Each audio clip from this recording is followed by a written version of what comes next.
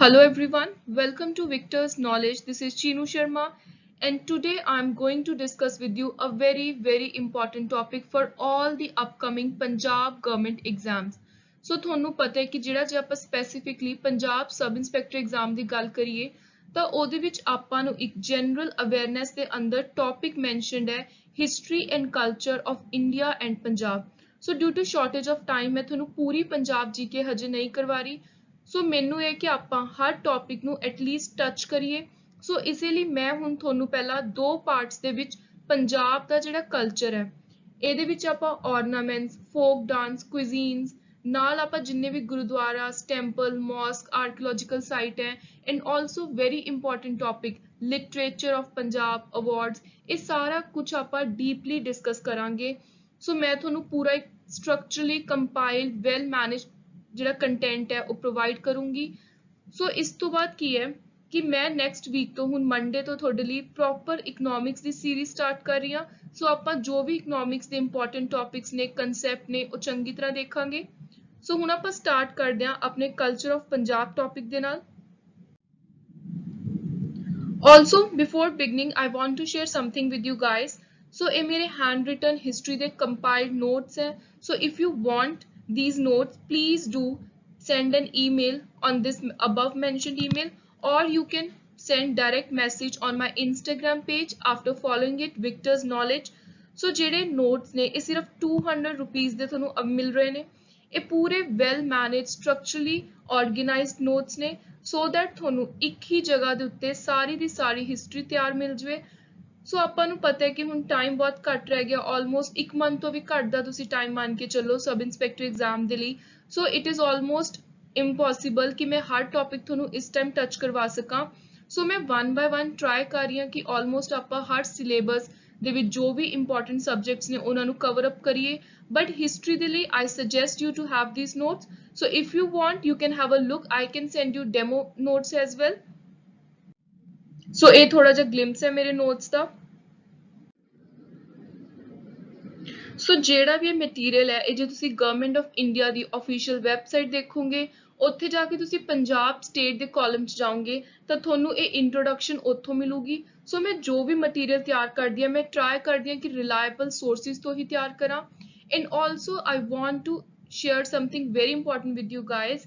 ਮੈਨੂੰ ਬਹੁਤ ਸਾਰੇ ਸਟੂਡੈਂਟਸ ਦੇ ਕਮੈਂਟਸ ਆਉਂਦੇ ਨੇ ਕਿ ਜਿਹੜੀ ਵੀ ਮੈਂ ਤੁਹਾਨੂੰ ਮਟੀਰੀਅਲ ਦੇ ਰਹੀ ਹਾਂ, ਇਹ ਵੀਡੀਓਜ਼ ਦੇ ਰਹੀ ਹਾਂ, ਕੀ ਇਹ ਸਫੀਸ਼ੀਐਂਟ ਨੇ। So I want to make it crystal clear here कि I don't know, I haven't set your paper, ਮੈਨੂੰ ਨਹੀਂ ਪਤਾ examination ਦੇ ਵਿੱਚ ਕੀ ਆਉਣ ਵਾਲਾ ਹੈ, but ਮੈਂ ਆਪਣੇ knowledge, ਆਪਣੇ experience ਦੇ according ਜੋ ਮੈਨੂੰ ਸਭ ਤੋਂ ਜ਼ਿਆਦਾ important ਤੁਹਾਡੇ ਲਈ material ਲੱਗਦਾ ਹੈ ਮੈਂ ਉਹਨੂੰ compile ਕਰਕੇ ਤੁਹਾਡੇ ਅੱਗੇ ਰੱਖਦੀ ਹਾਂ। ਸੋ ਇਹ ਤੁਹਾਡੀ ਮਰਜ਼ੀ ਹੈ ਕਿ ਤੁਸੀਂ ਸਿਰਫ ਇਸੇ ਮਟੀਰੀਅਲ ਦੇ ਉੱਤੇ ਆਪਣੀ ਤਿਆਰੀ ਨੂੰ ਰੱਖਣਾ ਹੈ ਜਾਂ you want to add something else from your part also. ਸੋ ਹੁਣ ਆਪਾਂ ਸਟਾਰਟ ਕਰਦੇ ਹਾਂ introduction. Punjab has one of the oldest and richest culture of world। ਕਹਿੰਦੇ ਪੂਰੀ ਦੁਨੀਆ ਦੀ ਜੇ ਗੱਲ ਕਰੀਏ ਤਾਂ ਪੰਜਾਬ ਦਾ ਕਲਚਰ ਬਹੁਤ ਪੁਰਾਣਾ ਹੈ, ਬਹੁਤ ਰਿਚ ਹੈ। ਇਹਦੇ ਵਿੱਚ ਅਲੱਗ-ਅਲੱਗ ਤਰ੍ਹਾਂ ਦੀ ਡਾਇਵਰਸਿਟੀ ਹੈ, ਭਿੰਨਤਾ ਹੈ, ਅਲੱਗ-ਅਲੱਗ ਤਰ੍ਹਾਂ ਦੀ ਉਰੇ ਟੈਕਨੋਲੋਜੀ ਹੈ, ਸਪਿਰਿਚੁਅਲਿਟੀ ਹੈ, ਲੋਕ ਅਲੱਗ-ਅਲੱਗ ਧਰਮਾਂ ਨੂੰ ਮੰਨਣ ਵਾਲੇ ਨੇ, ਅੱਡ ਤਰ੍ਹਾਂ ਦੀ ਕਲਾ ਵਾਲੇ ਲੋਕ ਨੇ, ਆਰਟਿਸਟਰੀ। ਜੇ ਮਿਊਜ਼ਿਕ ਦੀ ਗੱਲ ਕਰੀਏ ਤਾਂ ਉਹ ਵੀ ਬਹੁਤ ਅਲੱਗ ਹੈ।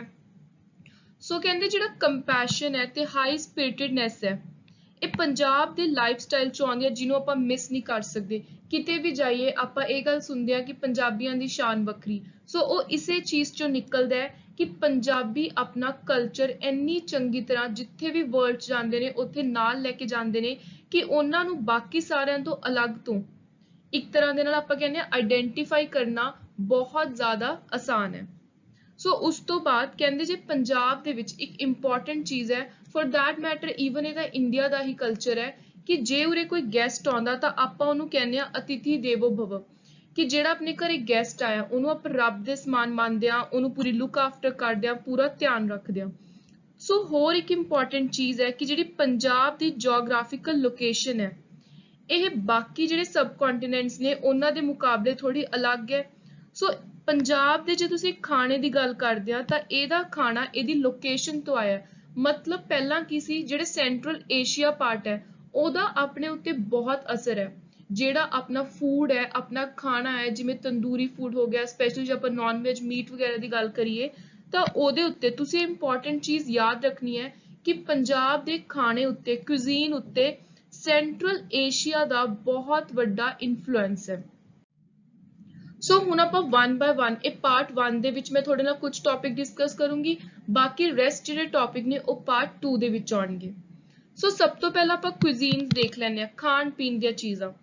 ਸੋ ਬੇਸਿਕਲੀ ਆਪਾਂ ਪੜ੍ਹ ਚੁੱਕੇ ਹਾਂ ਕਿ ਪੰਜਾਬ ਇੰਡੀਆ ਦੇ ਸਬ ਕੰਟੀਨੈਂਟ 'ਚ ਨਾਰਦਰਨ ਪਾਰਟ ਦੇ ਵਿੱਚ ਆਉਂਦਾ, ਪਰ ਹੁਣ ਜਿਹੜਾ ਪੰਜਾਬ ਹੈ ਆਪਣਾ ਅੱਜ ਦਾ ਪੰਜਾਬ, ਇਹ ਬਟਵਾਰੇ ਤੋਂ ਬਾਅਦ, ਆਜ਼ਾਦੀ ਤੋਂ ਬਾਅਦ 2 ਹਿੱਸਿਆਂ 'ਚ ਵੰਡਿਆ ਗਿਆ।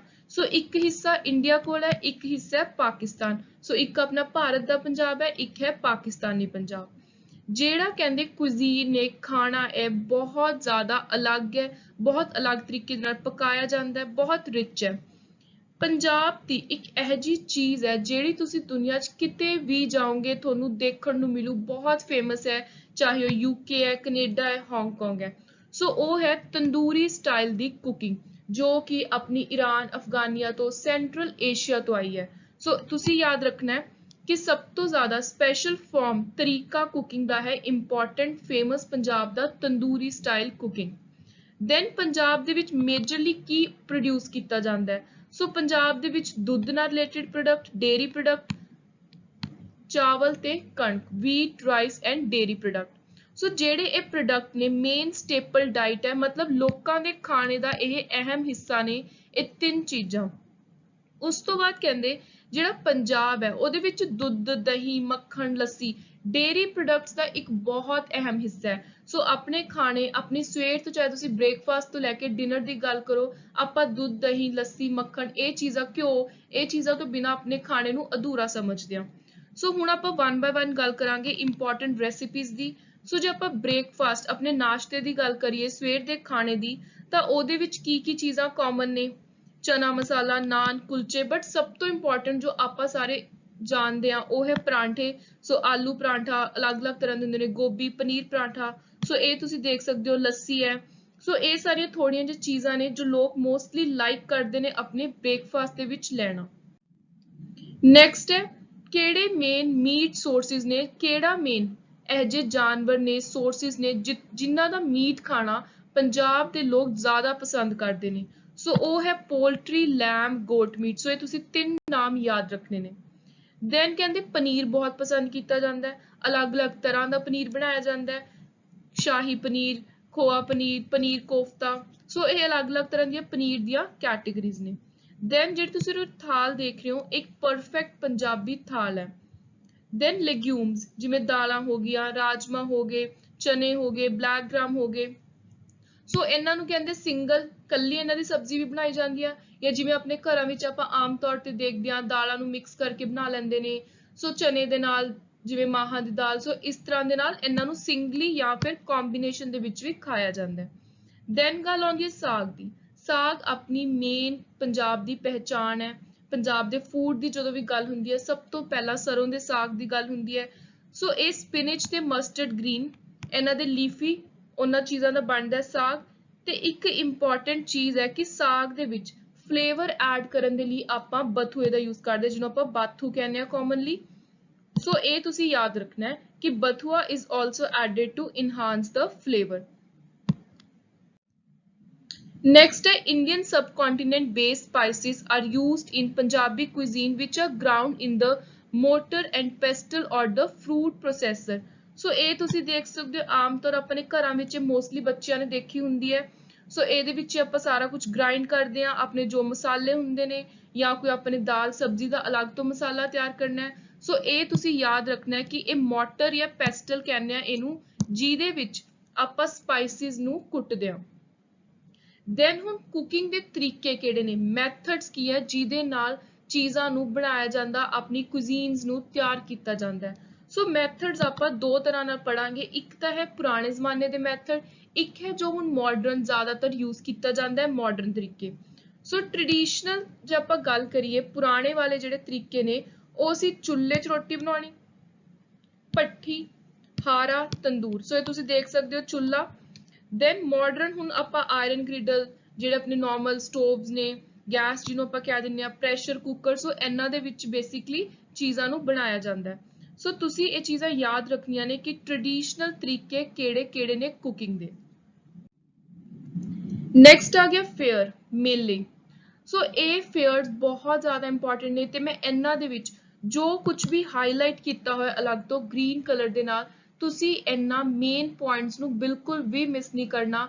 ਤੁਸੀਂ ਇਹ ਕਹਿ ਲਓ ਵੀ 50-100 ਵਾਰੀ ਇਹ ਕੁਐਸਚਨ ਰਿਪੀਟ ਹੁੰਦੇ ਨੇ, ਹਰ ਪੇਪਰ 'ਚ ਰਿਪੀਟ ਹੁੰਦੇ ਨੇ, ਪਿਛਲੇ ਬਹੁਤ ਸਾਲਾਂ ਤੋਂ ਸੇਮ ਆ ਰਹੇ ਨੇ। ਸੋ ਜਿਹੜੇ ਇਹ ਫੈਕਟਸ ਨੇ ਇੰਪੋਰਟੈਂਟ ਫੇਅਰਸ ਨੂੰ ਲੈ ਕੇ, ornaments ਨੂੰ ਲੈ ਕੇ, ਤੁਸੀਂ ਇਹਨਾਂ ਨੂੰ ਧਿਆਨ ਦੇ ਨਾਲ ਬਾਰ-ਬਾਰ ਰੀਡਿੰਗ ਦੇਣੀ ਹੈ। ਇਸੇ ਤਰ੍ਹਾਂ ਦੇ ਨਾਲ ਹੀ ਜਿਹੜੇ ਚੀਜ਼ਾਂ ਨੇ ਉਹ ਤੁਹਾਨੂੰ ਯਾਦ ਹੋਣਗੀਆਂ। ਸੋ ਸਭ ਤੋਂ ਪਹਿਲਾਂ ਇੰਪੋਰਟੈਂਟ ਫੇਅਰ ਫੈਸਟੀਵਲ ਆਉਂਦਾ ਕਿਲਾ ਰਾਏਪੁਰ ਸਪੋਰਟਸ ਫੈਸਟੀਵਲ, ਬਹੁਤ ਇੰਪੋਰਟੈਂਟ ਹੈ। ਸੋ ਇਹ ਕਿਲਾ ਰਾਏਪੁਰ ਲੁਧਿਆਣੇ ਡਿਸਟ੍ਰਿਕਟ ਦੇ ਵਿੱਚ, ਇਹਨੂੰ ਆਪਾਂ ਰੂਰਲ ਓਲੰਪਿਕ ਕਹਿੰਦੇ ਆ। ਬਹੁਤ ਵਾਰੀ ਕੁਐਸਚਨ ਆਇਆ ਹੈ ਕਿ ਕਿੱਥੋਂ ਦੀਆਂ ਖੇਡਾਂ ਨੂੰ ਰੂਰਲ ਓਲੰਪਿਕ ਕਿਹਾ ਜਾਂਦਾ ਹੈ। ਦੈਨ ਮਾਗੀ ਮੇਲਾ, ਇਹ ਮਕਰ ਸੰਕ੍ਰਾਂਤੀ ਵਾਲੇ ਦਿਨ ਮਨਾਇਆ ਜਾਂਦਾ ਹੈ ਤੇ ਮੇਜਰਲੀ ਇਹ ਮੁਕਤਸਰ ਦੇ ਵਿੱਚ ਹੀ ਹੁੰਦਾ। ਸੋ ਮੁਕਤਸਰ ਦੇ ਵਿੱਚ ਜਦੋਂ 40 ਮੁਕਤਿਆਂ ਨੇ ਫਾਈਟ ਕੀਤੀ ਸੀ ਤਾਂ 29 ਦਸੰਬਰ 1705 ਉਸ ਦਿਨ ਨੂੰ ਯਾਦ ਕਰਦੇ ਹੋਏ ਇਹ 40 ਮੁਕਤਿਆਂ ਦਾ ਮਾਗੀ ਮੇਲਾ ਜਿਹੜਾ ਮੁਕਤਸਰ ਵਿਖੇ ਮਨਾਇਆ ਜਾਂਦਾ ਹੈ। ਦੈਨ ਰੋਸ਼ਨੀ ਫੇਅਰ, ਇਹ ਜਗਰਾਉਂ ਦੇ ਵਿੱਚ ਹੈ ਤੇ ਪੀਰ ਅਬਦੁਲ ਕਾਦਰ ਜਲਾਨੀ ਇਹਨਾਂ ਦੀ ਰਿਮੈਂਬਰੈਂਸ ਦੇ ਵਿੱਚ ਇਹਨੂੰ ਮਨਾਇਆ ਜਾਂਦਾ ਹੈ। ਜੋ ਵੀ ਮੈਂ ਤੁਹਾਨੂੰ ਉਰੇ ਨੇਮ ਪ੍ਰੋਵਾਈਡ ਕਰ ਰਹੀ ਹਾਂ, ਇਹ ਨੇਮ ਬਹੁਤ ਜ਼ਿਆਦਾ ਇੰਪੋਰਟੈਂਟ ਨੇ। ਦੈਨ ਜਰਗ ਦੇ ਵਿੱਚ ਇੱਕ ਮੇਲਾ ਲੱਗਦਾ। ਸੋ ਜਰਗ ਦੇ ਵਿੱਚ ਸ਼ੀਤਲਾ ਮਾਤਾ ਦਾ ਮੇਲਾ ਲੱਗਦਾ ਹੈ। ਉੱਥੇ ਗੁਲਗੁਲੇ ਜਿਹਨੂੰ ਆਪਾਂ ਕਹਿੰਦੇ ਆ ਉਹ ਪਕਾ ਕੇ ਲੈ ਕੇ ਜਾਂਦੇ ਨੇ ਲੋਕ। ਜੈਗਰੀ ਕੇਕਸ ਹੈ ਇੰਗਲਿਸ਼ ਟਰਮ ਆਫ ਗੁਲਗੁਲੇ। ਦੈਨ ਛਪਾਰ ਦਾ ਮੇਲਾ, ਉੱਥੇ ਗੁੱਗਾ ਪੀਰ ਜਿਹਨੂੰ ਆਪਾਂ ਕਹਿੰਦੇ ਆ ਕਿ ਸਨੇਕਸ ਵਗੈਰਾ ਦੀ ਅਵੇਅਰਨੈਸ ਦੇ ਲਈ ਆਪਾਂ ਉਹਨਾਂ ਦੀ ਪੂਜਾ ਕਰਦੇ ਆ। ਸੋ ਉਹ ਗੁੱਗਾ ਪੀਰ ਦੀ ਉੱਥੇ ਪੂਜਾ ਕੀਤੀ ਜਾਂਦੀ ਹੈ। ਦੈਨ ਕਿਸਾਨ ਮੇਲਾ ਲੱਗਦਾ PAU ਲੁਧਿਆਣੇ ਦੇ ਵਿੱਚ। ਦੈਨ ਮੇਲਾ ਗਦਰੀ ਬਾਬਿਆਂ ਦਾ, ਇਹ ਲੱਗਦਾ ਜਲੰਧਰ 'ਚ। ਫਿਰ ਬਹੁਤ ਇੰਪੋਰਟੈਂਟ ਹਰਬੱਲਭ ਕਲਾਸੀਕਲ ਮਿਊਜ਼ਿਕ ਫੈਸਟ। ਸੋ ਇਹ 'ਚ ਕਲਾਸੀਕਲ ਮਿਊਜ਼ਿਕ ਦੇ ਅਲੱਗ-ਅਲੱਗ ਇਵੈਂਟਸ ਹੁੰਦੇ ਨੇ। ਇਹ ਕਰਵਾਇਆ ਜਾਂਦਾ ਹੈ ਦੇਵੀ ਤਲਾਬ ਮੰਦਿਰ ਜਲੰਧਰ। ਦੈਨ ਸ਼੍ਰੀ ਅਨੰਦਪੁਰ ਸਾਹਿਬ ਦਾ ਬਹੁਤ ਫੇਮਸ ਹੋਲਾ ਮਹੱਲਾ। ਫਿਰ ਸਰਹੰਦ ਰੋਜ਼ਾ ਸ਼ਰੀਫ ਸ਼ੇਖ ਅਹਿਮਦ ਦੀ ਉੱਥੇ ਮਨਾਇਆ ਜਾਂਦਾ ਰਿਮੈਂਬਰੈਂਸ ਦੇ ਵਿੱਚ। ਦੈਨ ਸ਼ਹੀਦੀ ਜੋੜ ਮੇਲਾ ਬਹੁਤ ਇੰਪੋਰਟੈਂਟ, ਆਪਾਂ ਨੂੰ ਪਤਾ ਹੈ ਜਿਹੜੇ ਛੋਟੇ ਸਾਹਿਬਜ਼ਾਦਿਆਂ ਨੂੰ ਕੰਧਾਂ ਵਿੱਚ ਚੁਣਿਆ ਸੀਗਾ ਉਹਦੀ ਰਿਮੈਂਬਰੈਂਸ ਦੇ ਵਿੱਚ ਸ਼ਹੀਦੀ ਜੋੜ ਮੇਲਾ ਫॉर ਯੰਗ ਸਾਹਿਬਜ਼ਾਦਾਸ ਮਨਾਇਆ ਜਾਂਦਾ ਹੈ ਸਰਹੰਦ ਵਿਖੇ। Then Vaisakhi fair, Vaisakhi fair ਜਦੋਂ ਆਪਾਂ ਪੜ੍ਹਨਾ ਹੈ ਤਾਂ 3 ਇੰਪੋਰਟੈਂਟ ਤਖਤ ਯਾਦ ਰੱਖਣੇ ਨੇ, ਤਖਤ ਸ਼੍ਰੀ ਦਮਦਮਾ ਸਾਹਿਬ, ਤਲਵੰਡੀ ਸਾਹਿਬ ਤੇ ਅਕਾਲ ਤਖਤ। ਸੋ ਇਹ ਤਿੰਨੋਂ ਨਾਮ ਤੁਸੀਂ ਯਾਦ ਰੱਖਣੇ ਨੇ। ਦੈਨ ਮਲੇਰਕੋਟਲੇ ਦੇ ਵਿੱਚ ਜੋ ਰੀਸੈਂਟਲੀ 23rd ਡਿਸਟ੍ਰਿਕਟ ਬਣੀ ਹੈ ਪੰਜਾਬ ਦੀ, ਉੱਥੇ ਇੱਕ ਦਰਗਾਹ ਹੈ ਹੈਦਰ ਸ਼ੇਖ ਬਾਬਾ ਜੀ ਦੀ। ਸੋ ਹੈਦਰ ਸ਼ੇਖ ਮੇਲਾ ਮਲੇਰਕੋਟਲੇ ਵਿੱਚ ਲੱਗਦਾ ਹੈ। ਦੈਨ ਬਾਬਾ ਸੋਡਲ ਮੇਲਾ ਇਹ ਜਲੰਧਰ। ਨੈਕਸਟ ਹੈ ਫੈਸਟੀਵਲ, ਤਿਉਹਾਰ।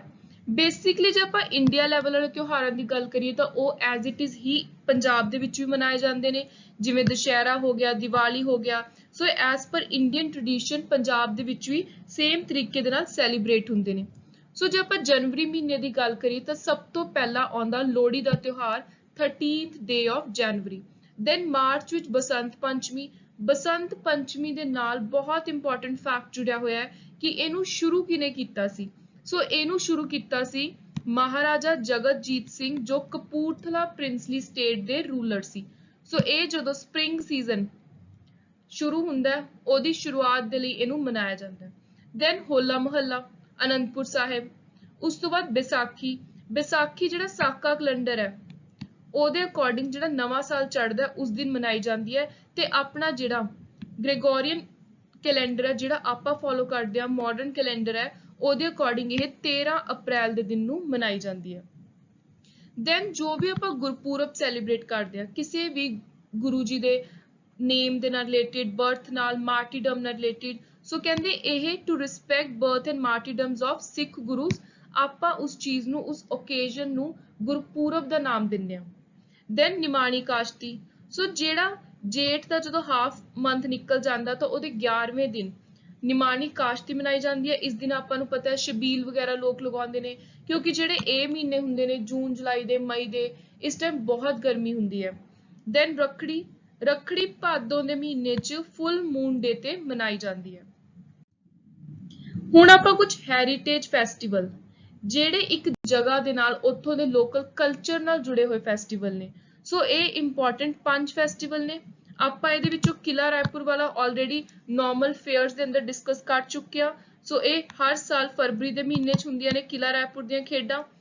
ਪਟਿਆਲਾ ਵਿਖੇ 2003 ਸ਼ੁਰੂ ਕੀਤਾ ਸੀ ਪਟਿਆਲਾ ਦਾ heritage festival, Qila Mubarak complex ਦੇ ਵਿੱਚ ਕਰਵਾਇਆ ਜਾਂਦਾ, 10 ਦਿਨ ਚੱਲਦਾ। ਦੈਨ ਰੂਪਨਗਰ ਵਿੱਚ ਵੀ ਇੱਕ ਪ੍ਰੋਪਰ ਇਵੈਂਟ ਹੁੰਦਾ, ਹੈਰੀਟੇਜ ਫੈਸਟੀਵਲ ਹੁੰਦਾ। ਫਿਰ ਕਪੂਰਥਲੇ ਜਿਹੜਾ ਜਗਤਜੀਤ ਪੈਲੇਸ ਹੈ ਮੇਨਲੀ ਉੱਥੇ ਕਰਾਇਆ ਜਾਂਦਾ, ਤੇ ਇਸ ਫੈਸਟੀਵਲ ਦਾ ਅਸਲੀ ਨਾਮ ਬਹੁਤ ਇੰਪੋਰਟੈਂਟ ਹੈ, ਬਾਬਾ ਜੱਸਾ ਸਿੰਘ ਆਹਲੂਵਾਲੀਆ ਹੈਰੀਟੇਜ ਫੈਸਟੀਵਲ। ਸੋ ਜਿਹੜਾ ਕਪੂਰਥਲੇ ਵਾਲਾ ਫੈਸਟੀਵਲ ਹੈ ਉਹਦਾ ਇਹ ਅਸਲੀ ਨਾਮ ਹੈ। ਦੈਨ ਅੰਮ੍ਰਿਤਸਰ ਵਿੱਚ ਵੀ ਹੁੰਦਾ, ਉੱਥੇ ਅਲੱਗ-ਅਲੱਗ ਤਰ੍ਹਾਂ ਦੇ ਕਲਚਰਲ ਪ੍ਰੋਗਰਾਮ ਕਰਵਾਏ ਜਾਂਦੇ ਨੇ। ਫਿਰ ਆਉਂਦੇ ਨੇ ਫੋਕ ਡਾਂਸ। ਪੰਜਾਬ ਦੇ ਕਿਹੜੇ ਮੇਨ ਇੰਪੋਰਟੈਂਟ ਫੋਕ ਡਾਂਸ ਜੁੜੇ ਹੋਏ ਨੇ ਮੇਲ ਨੂੰ ਲੈ ਕੇ, ਫੀਮੇਲ ਨੂੰ ਲੈ ਕੇ, ਜਾਂ ਫਿਰ ਕੁਝ ਇਹੋ ਜਿਹੇ ਨੇ ਜਿਹੜੇ ਦੋਨੋਂ ਕਰਦੇ ਨੇ, ਪੇਅਰਸ ਦੇ ਵਿੱਚ ਕਰਦੇ ਨੇ। ਸੋ ਪਹਿਲਾਂ ਆਪਾਂ ਪੜ੍ਹ ਲੈਂਦੇ ਹਾਂ ਮੇਲਸ। ਸੋ ਮੇਲਸ ਭੰਗੜਾ, ਸੋ ਡਾਂਗ ਲੈ ਕੇ ਡੰਕਾਰਾ, ਦੈਨ ਧਮਾਲ, ਗੱਤਕਾ ਬਹੁਤ ਇੰਪੋਰਟੈਂਟ ਹੈ, ਤੇ ਇਹ ਮੰਨਿਆ ਜਾਂਦਾ ਹੈ ਕਿ ਇਹ ਸਟਾਰਟ ਕੀਤਾ ਸੀ ਗੁਰੂ ਹਰਗੋਬਿੰਦ ਸਿੰਘ ਜੀ ਨੇ, ਜਿਹਨੂੰ ਆਪਾਂ ਸਵੋਰਡ ਡਾਂਸ ਵੀ ਕਹਿੰਦੇ ਆ। ਦੈਨ ਟਿੱਪਰੀ ਡਾਂਸ, ਝੂਮਰ, ਮਲਵਈ ਗਿੱਧਾ। ਮਲਵਈ ਗਿੱਧੇ ਨਾਲ ਰਿਲੇਟਡ ਇੱਕ ਬਹੁਤ ਇੰਪੋਰਟੈਂਟ ਫੈਕਟ ਹੈ ਕਿ ਇਹ ਵਿਲੇਜ ਚੱਠਾ ਡਿਸਟ੍ਰਿਕਟ ਸੰਗਰੂਰ ਉੱਥੋਂ ਸ਼ੁਰੂਆਤ ਕੀਤੀ ਗਈ ਸੀ ਮਲਵਈ ਗਿੱਧੇ ਦੀ। ਇਹਨੂੰ ਆਪਾਂ ਬਾਬਿਆਂ ਦਾ ਗਿੱਧਾ ਵੀ ਕਹਿੰਦੇ ਆ। ਸੋ ਜਦੋਂ ਵੀ ਤੁਹਾਨੂੰ ਕੁਐਸਚਨ ਆਵੇ ਕਿ ਬਾਬਿਆਂ ਦਾ ਗਿੱਧਾ ਕਿੱਥੋਂ ਓਰੀਜਿਨੇਟ ਹੋਇਆ ਜਾਂ ਮਲਵਈ ਗਿੱਧੇ ਨੂੰ ਹੋਰ ਕੀ ਕਿਹਾ ਜਾਂਦਾ ਹੈ, ਸੋ ਤੁਸੀਂ ਇਹ ਆਪਸ਼ਨ ਟਿਕ ਕਰਨੀ ਹੈ। ਦੈਨ ਫੀਮੇਲਸ ਸੰਮੀ ਕਿੱਥੋਂ ਆਇਆ? ਇਹ ਪਾਕਿਸਤਾਨ ਦੇ ਸੰਦਲਬਾਰ ਚੋਂ ਆਇਆ। ਦੈਨ ਗਿੱਧੇ ਨੂੰ ਆਪਾਂ ਰਿੰਗ ਡਾਂਸ ਕਹਿੰਦੇ ਆ। ਇਹ ਕੁਐਸਚਨ ਵੀ ਬਹੁਤ ਇੰਪੋਰਟੈਂਟ ਹੈ ਕਿ ਕਿਹੜਾ ਇਹੋ ਜਿਹਾ ਫੋਕ ਡਾਂਸ ਹੈ ਪੰਜਾਬ ਦਾ ਜਿਹਨੂੰ ਆਪਾਂ ਰਿੰਗ ਡਾਂਸ ਕਹਿੰਦੇ ਆ। ਦੈਨ ਜਾਗੋ ਦੇ ਅੰਦਰ ਵੈਸੇ ਗਿੱਧਾ ਹੁੰਦਾ, ਪਰ ਜਾਗੋ ਦੇ ਅੰਦਰ ਹੋਰ ਬਹੁਤ ਸਾਰੀਆਂ ਚੀਜ਼ਾਂ ਹੁੰਦੀਆਂ ਨੇ। ਸੋ ਉਸ ਤੋਂ ਬਾਅਦ ਹੈ ਕਿੱਕਲੀ। ਦੈਨ ਹੁਣ ਇਹ ਤਿੰਨ ਚੀਜ਼ਾਂ ਨੇ ਜਿਹੜੀਆਂ ਦੋਨੋਂ ਮੇਲ ਐਂਡ ਫੀਮੇਲ ਪਰਫਾਰਮ ਕਰਦੇ ਨੇ। ਸੋ ਕੜਥੀ, ਜਿੰਦੂਏ ਦਾ ਮਤਲਬ ਹੈ love of my life. So a pair ਦੇ ਵਿੱਚ ਕਪਲਸ ਮੋਸਟਲੀ ਪਰਫਾਰਮ ਕਰਦੇ ਨੇ। ਸੋ ਨੈਕਸਟ ਬਹੁਤ ਇੰਪੋਰਟੈਂਟ ਹੁਣ ਟੌਪਿਕ ਕਰਨ ਜਾ ਰਹੇ ਹਾਂ। ਮੋਸਟਲੀ ਐਗਜ਼ਾਮ 'ਚ ਜਦੋਂ ਵੀ ਆਪਾਂ ਕਲਚਰ ਆਫ ਪੰਜਾਬ ਦੀ ਗੱਲ ਕਰਦੇ ਹਾਂ ਤਾਂ ਮਿਊਜ਼ੀਕਲ ਇੰਸਟਰੂਮੈਂਟ ਹੋ ਗਏ, ਔਰਨਾਮੈਂਟਸ ਹੋ ਗਏ, ਇਹਨਾਂ ਦੇ ਵਿੱਚੋਂ ਕੁਐਸਚਨ 100% ਦੇਖਣ ਨੂੰ ਮਿਲਦੇ ਨੇ। ਸੋ ਢੋਲ ਆਪਾਂ ਨੂੰ ਪਤਾ ਹੀ ਹੈ, ਜਿਹੜਾ ਢੋਲ ਵਜਾਉਂਦਾ ਉਹਨੂੰ ਆਪਾਂ ਕਹਿੰਦੇ ਆ ਢੋਲੀ। ਸੋ ਡਰਮਰ ਨੂੰ ਆਪਾਂ ਢੋਲੀ ਕਹਿੰਦੇ ਆ। ਜਿਹੜਾ ਸਟਿਕ ਯੂਜ਼ ਕੀਤੀ ਜਾਂਦੀ ਹੈ ਜਿਹਦੇ ਨਾਲ ਢੋਲ ਵੱਜਦਾ ਉਹਨੂੰ ਆਪਾਂ ਕਹਿੰਦੇ ਆ ਡਗਾ। ਦੈਨ ਢੱਡ, ਇਹ ਡਮਰੂ ਸਟਾਈਲ ਦਾ ਹੁੰਦਾ ਹੈ, ਇਹ ਇੱਕ ਹੱਥ ਵਿੱਚ ਫੜਿਆ ਜਾਂਦਾ ਹੈ। ਫਿਰ ਆਉਂਦੀ ਹੈ ਤੂੰਬੀ, ਇਹ ਜਿਹੜਾ ਇੱਕ ਤਾਰਾ ਇੰਸਟਰੂਮੈਂਟ ਹੈ ਵਨ ਸਟ੍ਰਿੰਗ ਵਾਲਾ, ਉਹਦੇ ਬੇਸ ਦੇ ਉੱਤੇ ਬਣਾਈ ਗਈ ਹੈ ਤੂੰਬੀ। ਦੈਨ ਚਿਮਟਾ ਟਵੈਂਗ ਟਾਈਪ ਹੁੰਦਾ ਹੈ, ਆਪਾਂ ਇਹਨੂੰ ਉੱਪਰ ਨੀਚੇ ਦੋਨਾਂ ਚੀਜ਼ਾਂ ਨੂੰ, ਦੋ ਦੇ ਪਾਰਟਸ ਹੁੰਦੇ ਨੇ ਜਿਨ੍ਹਾਂ ਨੂੰ ਆਪਸ ਦੇ ਵਿੱਚ ਆਪਾਂ ਵਜਾਉਂਦੇ ਹਾਂ। ਮੋਸਟਲੀ ਕਹਿੰਦੇ ਜਿਹੜੇ ਨਾਥ ਹੁੰਦੇ ਸੀ, ਨਾਥ ਜਾਂ ਜੋਗੀਸ, ਉਹ ਇਹਨੂੰ ਯੂਜ਼ ਕਰਦੇ ਸੀ। ਦੈਨ ਡਫਲੀ, ਉਹਨੂੰ ਆਪਾਂ ਡੈਪਲਰ ਕਹਿੰਦੇ ਆ। ਸੱਪ ਇਜ਼ ਕਲੈਪਰ, ਘੜਾ ਜਿਹੜਾ ਆਪਣੇ ਨਾਰਮਲ ਘੜੇ ਹੁੰਦੇ ਨੇ ਮਿੱਟੀ ਦੇ, ਅਰਦਨ ਪਿਕਚਰ। ਦੈਨ ਸਰੰਗੀ ਕੀ ਹੁੰਦੀ ਹੈ? ਇੱਕ ਲੱਕੜ ਦਾ ਇੰਸਟਰੂਮੈਂਟ ਹੁੰਦਾ, ਘੱਟੋ ਘੱਟ 2 ਫੁੱਟ ਲੰਬਾ ਹੁੰਦਾ ਹੈ, ਤੇ ਇਹ 100 ਰੰਗ ਵਰਡ ਚੋਂ ਆਇਆ, ਮਤਲਬ 100 ਕਲਰਸ। ਸੋ ਇੰਨੇ ਇਹਦੇ ਵਿੱਚ ਸੁਰ ਹੁੰਦੇ ਨੇ। ਦੈਨ ਬੁਕਚੂ ਜਿਹੜਾ ਆਪਣਾ ਘੀਆ ਹੁੰਦਾ ਉਹਨੂੰ ਸੁਕਾ ਕੇ ਬਣਾਇਆ ਜਾਂਦਾ ਹੈ। ਬਹੁਤ ਵਾਰੀ ਇਹ ਕੁਐਸਚਨ ਐਗਜ਼ਾਮ 'ਚ ਦੇਖਣ ਨੂੰ ਮਿਲਿਆ ਕਿ ਡਰਾਈਡ ਗਾਰਡ ਚੋਂ ਕਿਹੜਾ ਮਿਊਜ਼ੀਕਲ ਇੰਸਟਰੂਮੈਂਟ ਪੰਜਾਬ ਦਾ ਤਿਆਰ ਕੀਤਾ ਜਾਂਦਾ ਹੈ? ਸੋ ਉਹ ਹੈ ਬੁਕਚੂ। ਦੈਨ ਅਲਗੋਜ਼ਾ, ਟੌਸ। ਸੋ ਟੌਸ ਨੂੰ ਡਿਜ਼ਾਈਨ ਕੀਤਾ ਸੀ ਆਪਣੇ 10ਵੇਂ ਗੁਰੂ ਸ਼੍ਰੀ ਗੁਰੂ ਗੋਬਿੰਦ ਸਿੰਘ ਜੀ ਨੇ। ਸੋ ਇਹ ਵੀ ਇੰਪੋਰਟੈਂਟ ਇੰਸਟਰੂਮੈਂਟ ਹੈ। ਦੈਨ ਰਬਾਬ, ਇਹ ਮੋਸਟਲੀ ਸ਼ਬਦ ਵਗੈਰਾ ਗਾਉਣ ਲੱਗੇ ਯੂਜ਼ ਕੀਤਾ ਜਾਂਦਾ ਹੈ। ਫਿਰ ਤਾਨਪੁਰਾ, ਪਖਵਾਜ਼। So next is tabla, it is pair of drums. Then ਸਾਰੰਗ ਜਿਹੜੇ ਆਪਣੇ 5ਵੇਂ ਗੁਰੂ ਸੀ ਸ਼੍ਰੀ ਗੁਰੂ ਅਰਜਨ ਦੇਵ ਜੀ, ਉਹਨਾਂ ਨੂੰ ਮਿਊਜ਼ਿਕ ਨੂੰ ਲੈ ਕੇ ਬਹੁਤ ਜ਼ਿਆਦਾ ਪੈਸ਼ਨ ਸੀ, ਬਹੁਤ ਪੈਸ਼ਨੇਟ ਸੀ। ਸੋ ਉਹਨਾਂ ਨੇ ਸਾਰੰਗ ਦੀ ਜਿਹੜੀ ਖੋਜ ਸੀ ਉਹ ਕੀਤੀ। ਦੈਨ ਸਰੋਦ, ਇਹ ਕੀਤੇ ਸੀ ਜਿਹੜੇ ਭਰਤ ਮੁਨੀ ਹੈ ਉਹਨੇ ਇਨਵੈਂਟ ਕੀਤਾ ਸੀ। ਸੋ ਸਿਤਾਰ, ਇਹਦੇ 3 ਸਟ੍ਰਿੰਗਸ ਹੁੰਦੇ ਨੇ। ਤੇ ਲਾਸਟ ਹੈ ਕਾਟੂ, ਇਹ ਆਪਾਂ ਨੇ ਬਹੁਤ ਵਾਰੀ ਦੇਖਿਆ ਕਿ ਭੰਗੜੇ ਵਗੈਰਾ 'ਚ ਯੂਜ਼ ਕੀਤੀ ਜਾਂਦੀ ਹੈ। ਸੋ ਇਹਦੇ ਨਾਲ ਲੋ ਕਲੈਪ ਦੀ ਸਾਊਂਡ ਆਉਂਦੀ ਹੈ, ਤੇ ਇਹਨੂੰ ਆਪਾਂ ਇੰਗਲਿਸ਼ 'ਚ ਸਕੁਐਰਲ ਕਹਿੰਦੇ ਆ। ਤੇ ਬਣੀ ਵੀ ਉਸੇ ਤਰ੍ਹਾਂ ਹੁੰਦੀ ਹੈ, ਇੱਕ ਪ੍ਰੋਪਰ ਲੰਬੀ ਸਟਿਕ ਹੈ, ਪਿੱਛੇ ਇੱਕ ਸਟ੍ਰਿੰਗ ਅਟੈਚ ਹੁੰਦਾ ਹੈ। ਸੋ ਉੱਪਰ ਉਹਦੇ ਮੂੰਹ ਦੇ ਉੱਤੇ ਇੱਕ ਕਾਟੋ ਲੱਕੜੀ ਦੀ ਬਣਾਈ ਹੁੰਦੀ ਹੈ। ਸੋ ਨੈਕਸਟ ਹੈ ਆਰਟ ਐਂਡ ਕਰਾਫਟ। ਪਹਿਲੀ ਚੀਜ਼ ਹੈ ਪੀੜੀਆਂ ਆਪਾਂ ਸੁਣਦੇ ਆਉਂਦੇ ਹਾਂ, ਆਪਣੇ ਘਰਾਂ ਦੇ ਵਿੱਚ ਹੁੰਦੀਆਂ ਹੀ ਨੇ ਮੋਸਟਲੀ। ਸੋ ਇਹ ਛੋਟੇ ਸਟੂਲਸ ਹੁੰਦੇ ਨੇ, ਸਮਾਲ ਸਟੂਲਸ, ਮੋਸਟਲੀ ਵੁਡਨ ਦੇ। ਦੈਨ ਡੋਲਸ, ਜਿਹੜੀਆਂ ਪੰਜਾਬ ਦੇ ਟ੍ਰੈਡੀਸ਼ਨਲ ਡੋਲਸ ਨੇ ਉਹ ਜਾਂ ਤਾਂ ਮਿੱਟੀ ਦੀਆਂ ਕਲੇ ਦੀਆਂ ਬਣਾਈਆਂ ਜਾਂਦੀਆਂ ਸੀ ਜਾਂ ਕਾਟਨ ਦੀਆਂ ਜਾਂ ਫਿਰ ਕੱਪੜੇ ਦੀਆਂ। ਫਿਰ ਬਾਸਕਿਟਰੀ, ਬਾਸਕਿਟਸ, ਸੋ ਕਹਿੰਦੇ ਜਿਹੜੇ ਬਾਸਕਿਟਸ ਹੁੰਦੀਆਂ ਸੀ ਮੋਸਟਲੀ ਉਹ ਓਜ਼ੀਅਰ ਬਾਸਟ, ਜਿਹਨੂੰ ਆਪਾਂ ਸਾਰਕੰਡਾ ਕਹਿੰਦੇ ਆ, ਇੰਗਲਿਸ਼ ਤੁਸੀਂ ਇਹਦਾ ਨਾਮ ਯਾਦ ਰੱਖਣਾ ਹੈ। ਇਹਨੂੰ ਬਾਕੀ ਚੀਜ਼ਾਂ ਦੇ ਵਿੱਚ ਮਿਲਾ ਕੇ ਜਿਵੇਂ ਕੌਰਨ ਹਸਕ ਵਗੈਰਾ ਚ ਮਿਲਾ ਕੇ ਆਪਸ ਚ ਬੁਣ ਕੇ ਤਿਆਰ ਕੀਤੀਆਂ ਜਾਂਦੀਆਂ ਸੀ ਟੋਕਰੀਆਂ। ਉਸ ਤੋਂ ਬਾਅਦ ਹੈ ਪਰਾਂਦਾ। ਪਰਾਂਦਾ ਆਪਾਂ ਨੂੰ ਪਤਾ ਹੈ ਕਿ ਫੀਮੇਲ ਵਿਮਨ ਜਿਹੜੀਆਂ ਨੇ ਪੰਜਾਬੀ ਉਹ ਆਪਣੇ ਹੇਅਰ ਦੇ ਵਿੱਚ ਅਟੈਚ ਕਰਦੀਆਂ ਨੇ। ਦੈਨ ਪੇਪਰ ਮੈਸ਼ੀ, ਕਾਗਜ਼ ਦੇ ਨਾਲ ਬਹੁਤ ਜ਼ਿਆਦਾ ਆਰਟਿਸਟਰੀ ਕੀਤੀ ਜਾਂਦੀ ਸੀ, ਉਹਨੂੰ ਮਿੱਟੀ ਦੇ ਵਿੱਚ ਨੀਡ ਕਰਕੇ ਗੁੰਨ ਕੇ ਬਹੁਤ ਸਾਰੇ ਟॉयਜ਼ ਵਗੈਰਾ ਤਿਆਰ ਕੀਤੇ ਜਾਂਦੇ ਸੀ, ਛੋਟੀਆਂ ਛੋਟੀਆਂ ਮੂਰਤੀਆਂ ਤਿਆਰ ਕਰਦੇ ਸੀ। ਦੈਨ ਵੁੱਡਵਰਕ, ਵੁੱਡਵਰਕ ਆਲਰੇਡੀ ਆਪਾਂ ਪੀੜੀ ਬਾਰੇ ਪੜ੍ਹ ਚੁੱਕੇ ਹਾਂ। ਦੈਨ ਇੱਕ ਹੋਰ ਪਾਵਾ, ਪੀੜਾ, ਪੀੜੀਆਂ, ਇਹ ਸਾਰੀਆਂ ਚੀਜ਼ਾਂ ਇੰਪੋਰਟੈਂਟ ਪੰਜਾਬ ਦਾ ਟ੍ਰੈਡੀਸ਼ਨਲ ਕ੍ਰਾਫਟ ਹੈ। Then metal work, metal work ਸਭ ਤੋਂ ਜ਼ਿਆਦਾ ਫੇਮਸ ਹੈ ਅੰਮ੍ਰਿਤਸਰ ਦਾ। ਦੈਨ ਚੌਂਕ ਪੂਰਨਾ, ਇਹ ਕੁਐਸਚਨ ਬਹੁਤ ਵਾਰੀ ਐਗਜ਼ਾਮ ਚ ਆਇਆ ਕਿ ਚੌਂਕ ਪੂਰਨਾ ਕੀ ਹੈ। So it is art of mud wall painting, ਜਿਹੜਾ ਆਪਾਂ ਲਿਪਣਾ ਕਹਿੰਦੇ ਆ, ਜਿਹਨੂੰ ਆਪਾਂ ਬਹੁਤ ਵਾਰੀ ਆਪਣੇ ਪਿੰਡਾਂ 'ਚ ਦੇਖਿਆ, ਘਰਾਂ 'ਚ ਕੰਧਾਂ ਚੁੱਲ੍ਹੇ ਵਾਲੀ ਜਿਹੜੀ ਆਪਣਾ ਏਰੀਆ ਹੁੰਦਾ ਜਾਂ ਈਵਨ ਐਂਟਰੈਂਸ ਸਾਰੀਆਂ ਲਿਪੀਆਂ ਹੁੰਦੀਆਂ ਨੇ ਚੰਗੀ ਤਰ੍ਹਾਂ ਮਡ ਦੇ ਨਾਲ, ਮਿੱਟੀ ਨਾਲ, ਮੋਸਟਲੀ ਜਿਹੜੀ ਚੀਕਣੀ ਮਿੱਟੀ ਹੁੰਦੀ ਹੈ ਉਹਦੇ ਨਾਲ। ਦੈਨ ਲੈਦਰ ਕਰਾਫਟ, ਸੋ ਲੈਦਰ, ਚਮੜੇ ਤੋਂ ਕੀ ਫੇਮਸ ਹੈ ਪੰਜਾਬ ਦਾ, ਜੁੱਤੀਆਂ, ਕੋਲਾਪੁਰੀ, ਖੁੱਸਾ, ਸੋ ਖੁੱਸਾ ਮੋਸਟਲੀ ਮੇਲਸ ਹੀ ਪਾਉਂਦੇ ਨੇ। ਦੈਨ ਫੁਲਕਾਰੀ, ਫੁਲਕਾਰੀ ਹੁੰਦਾ ਫੁੱਲਾਂ ਦਾ ਕੰਮ, ਇਹ ਕਿਸੇ ਵੀ ਚੀਜ਼ ਤੇ ਕੀਤਾ ਜਾਂਦਾ ਹੈ, ਚਾਦਰਾਂ ਤੇ, ਚੁੰਨੀਆਂ ਤੇ, ਸੂਟਾਂ ਤੇ, ਰੁਮਾਲਾਂ ਤੇ ਈਵਨ। ਦੈਨ ਵੀਵਿੰਗ, ਬੁਣਨਾ, ਸੋ ਪੁਰਾਣੇ ਜ਼ਮਾਨੇ 'ਚ ਤੁਸੀਂ ਆਪਣੇ ਆਲਮੋਸਟ ਘਰਾਂ ਦੇ ਵਿੱਚ ਵੀ ਪਏ ਹੁੰਦੇ ਨੇ, ਅੱਜ ਕੱਲ੍ਹ ਇਹ ਚੀਜ਼ਾਂ ਥੋੜ੍ਹੀਆਂ ਘੱਟ ਗਈਆਂ ਨੇ, ਬਟ ਦਰੀਆਂ, ਸੋ ਦਰੀਆਂ ਦੇ ਉੱਤੇ ਵੀ ਬਹੁਤ ਸੋਹਣੀ ਕਲਾਕਾਰੀ ਕੀਤੀ ਜਾਂਦੀ ਸੀ, ਡਾਲਸ ਬਣਾਈਆਂ ਜਾਂਦੀਆਂ ਸੀ, ਕਲਰਫੁਲ ਦਰੀਆਂ ਹੁੰਦੀਆਂ ਸੀ। ਸੋ ਕਾਟਨ ਬੈਡ ਜਾਂ ਫਲੋਰ ਸਪਰੈਡ ਜਿਹਨੂੰ ਆਪਾਂ ਕਹਿੰਦੇ ਆ। ਉਸ ਤੋਂ ਬਾਅਦ ਹੈ ਨੀਡਲ ਵਰਕ, ਸੋ ਸੂਈ ਧਾਗੇ ਦਾ ਕੰਮ, ਕਢਾਈਆਂ ਕੀਤੀਆਂ ਜਾਂਦੀਆਂ ਸੀ, ਐਮਬਰਾਇਡਰੀ, ਵੱਡੇ ਵੱਡੇ ਬਾਗ, ਬਾਗ ਕੀ ਹੁੰਦਾ, ਫੁਲਕਾਰੀ ਦਾ ਹੀ ਇੱਕ ਵੱਡੀ ਚੀਜ਼ ਹੁੰਦੀ ਹੈ, ਇਹਨੂੰ ਆਪਾਂ ਚਾਦਰ ਵੀ ਕਹਿ ਲੈਂਦੇ ਹਾਂ। ਸੋ ਇਹ ਤਿਆਰ ਕੀਤੀਆਂ ਜਾਂਦੀਆਂ ਸੀ, ਰੁਮਾਲਾਂ ਤੇ, ਸਕਾਰਫ ਦੇ ਉੱਤੇ ਬਹੁਤ ਸੋਹਣਾ ਧਾਗੇ ਦਾ ਕੰਮ, ਨੀਡਲ ਨਾਲ ਕੰਮ ਕੀਤਾ ਜਾਂਦਾ ਸੀ। ਦੈਨ ਹੁਣ ਗੱਲ ਆ ਗਈ ਜੁਐਲਰੀ, ornaments ਦੀ। ਸੋ ਪਹਿਲਾਂ ਆਪਾਂ ਫੀਮੇਲ ਵਿਮਨ ਦੇ ornaments ਪੜਾਂਗੇ, ਦੈਨ ਆਪਾਂ ਪੜਾਂਗੇ ਮੇਲ ਦੇ। ਇਹ ਕੁਐਸਚਨ ਤੁਸੀਂ ਬਿਲਕੁਲ ਵੀ ਮਿਸ ਨਹੀਂ ਕਰਨਾ, ਇਹ ਟੌਪਿਕ ਤੁਸੀਂ ਜਿਵੇਂ ਮਰਜ਼ੀ ਇਸ ਚੀਜ਼ ਨੂੰ ਕ੍ਰੈਮ ਕਰੋ, ਰੱਟੋ, ਤੁਹਾਨੂੰ ornaments ਦਾ ਜਿਹੜਾ ਟੌਪਿਕ ਹੈ ਇਹ ਜਦੋਂ ਵੀ ਪੰਜਾਬ ਆਰਟ ਐਂਡ ਕਲਚਰ ਦੀ ਗੱਲ ਆਉਂਦੀ ਹੈ ਇਹ ਤੁਹਾਨੂੰ 100% ਯਾਦ ਹੋਣਾ ਚਾਹੀਦਾ ਹੈ।